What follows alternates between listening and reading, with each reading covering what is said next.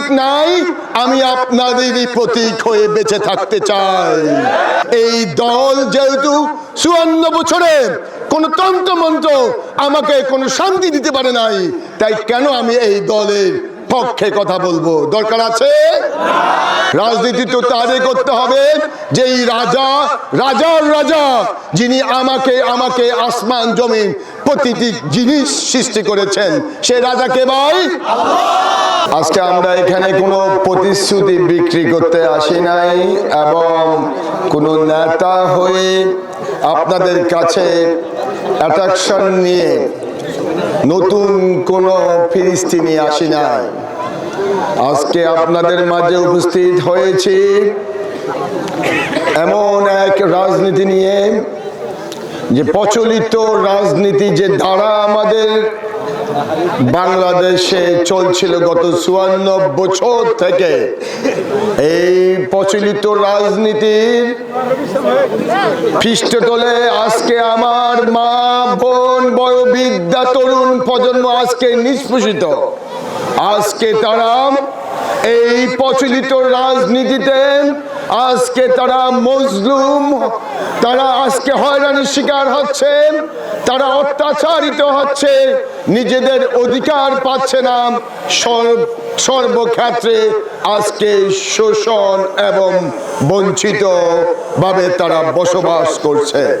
বাংলার এই নোয়াখালী, সুনামগঞ্জ, চাটখিলের মানুষ অধীর আগ্রহে অপেক্ষা করছে। তারা এমন একটা নেতৃত্ব চাচ্ছেন যেই নেতৃত্ব কথার বুলির মধ্যে সীমাবদ্ধতা থাকবে না। আজকে নতুন সোনাইমুড়ি চাটখিলের স্বপ্নে মেতে উঠেছে। তারা চায় তাদের ভবিষ্যৎ হোক এমন একজন মানুষের কাছে যে তাদের ভবিষ্যৎ নিয়ে কাজ করবে, তাদের শিক্ষা, চিকিৎসা এবং তাদের স্কিল ডেভেলপমেন্ট নিয়ে কাজ করবে এবং তাদের পায়ে তাদেরকে দাঁড়ানোর সহযোগিতা করবে। তারা বারবার কথার বুলি মধ্যে আজকে এই সমস্ত অবকাঠামো থেকে শুরু করে প্রতিটি ক্ষেত্রে যখন বঞ্চনার শিকার হয়ে মিথ্যা বুলির মধ্যে তারা আজকে প্রমাণ পেয়েছে যে অতীতের সমস্ত রাজনীতি শুধু দলের ছাপায় গিয়ে থাকে। তারা ঐক্যবদ্ধ এই নোয়াখালী, সোনাইমুড়ি, চাটখিল চায় না। তারা চায় তাদের দলীয় এজেন্ডা বাস্তবায়ন হোক।